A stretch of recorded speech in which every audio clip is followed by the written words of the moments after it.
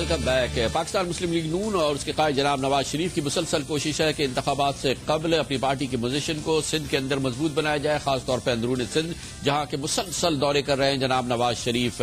سندھ کے اندر اپنی پارٹی کی میں شامل کرایا ہے انہوں نے سندھ کی ممتاز سیاسی شخصیات کو۔ ممتاز بھٹو صاحب اب سے چند ہفتے قبل پاکستان مسلم لیگ نون میں اپنی پارٹی سمیت شامل ہو گئے تھے۔ اس سے پہلے لیاقت جتوئی ایک بار پھر پاکستان مسلم لیگ نون میں شامل ہوئے تھے۔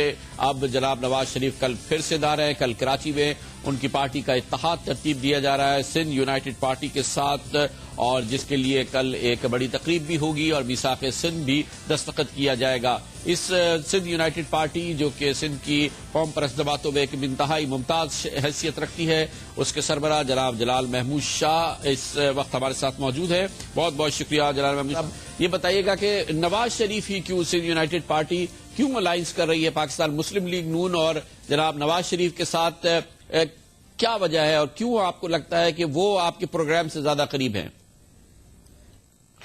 دیکھیں، بنیادی طور پہ اس وقت ایک وفاق کی بات ہوتی ہے، فیڈریشن کی بات ہے۔ دیکھا یہ گیا ہے کہ ابھی تک وفاقی کہلانے والی زیادہ تر جماعتیں مرکزی تو ضرور ہیں لیکن وفاقی کم رہی ہیں۔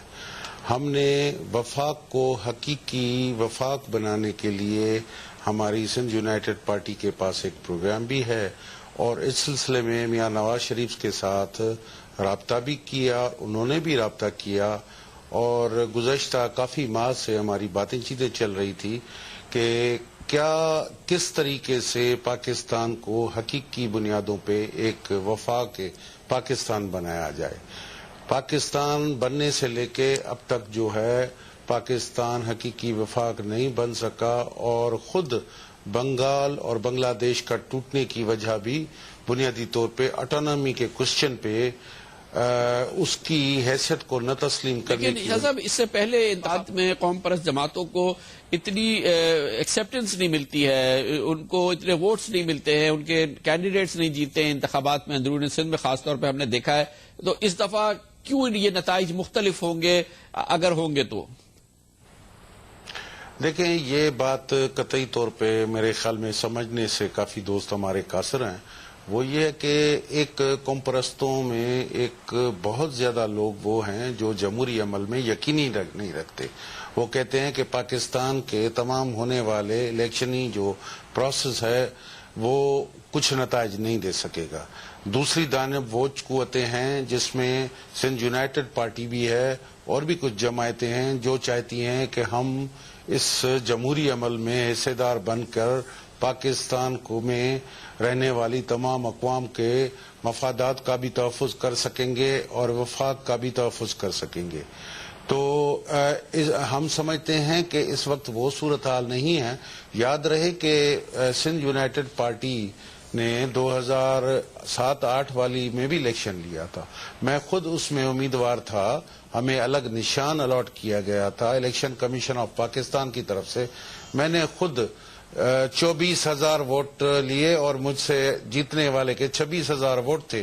تو یہ کیسے کہا جاتا ہے کہ جی یہ ایک مفروضہ بنایا گیا ہے اور حقیقت اس میں کوئی؟ اچھا، یہ بتائیے گا کہ کیا نواز صاحب کی پہچان کیا ہے اندرون سندھ میں خاص طور پہ؟ دیکھیں، نواز شریف صاحب کی اندرون سندھ میں کافی حد تک، چونکہ زیادہ تر ان کا تعلق پنجاب سے ہے اور پنجاب کے ساتھ بڑے خدشات ہیں اور کافی کنسرنس ہیں چھوٹے صوبوں کے، جس میں سندھ بھی ایک ہے، بلوچستان ہے، سرحد بھی کسی حد تک ہے، تو وہ بڑے کنسرنس ہیں۔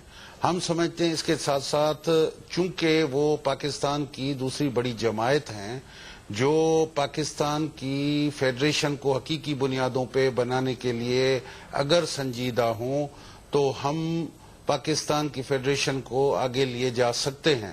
اس وقت ان کو شدید اس فیڈریشن کو خطرات لاحق ہیں، اور بلوچستان نے الگ راستہ اختیار کیا ہے، سندھ میں بھی بہت کنسرنس ہیں اور سندھ میں بھی شدید بے چینی ہے۔ اس صورتحال میں اگر قوم پرست سندھ کی قوم پرست جماعت اس جمہوری عمل میں حصے دار ہوگی اور میاں نواز شریف ایک ذمہ دار کی حیثیت سے اور پنجاب کی خود نمائندگی کی حیثیت سے بڑی جماعت کے لیڈر ہونے کی وجہ سے اگر وہ ذمہ داری اٹھائیں گے اور سنجیدگی سے آگے قدم بڑھائیں گے کہ ہم سمجھتے ہیں کہ آگے اوروں سے بھی بات کھل سکتی ہے. بہت بہت شکریہ جناب جلال محمود شاہ. یونائیٹڈ پارٹی جو کل ایک انتخابی اتحاد کرنے جا رہی ہے پاکستان مسلم لیگ نون کے ساتھ، سندھ میں جناب نواز شریف کی بھرپور کوشش ہے کہ اپنی پارٹی کی پوزیشن کو مضبوط بنائے.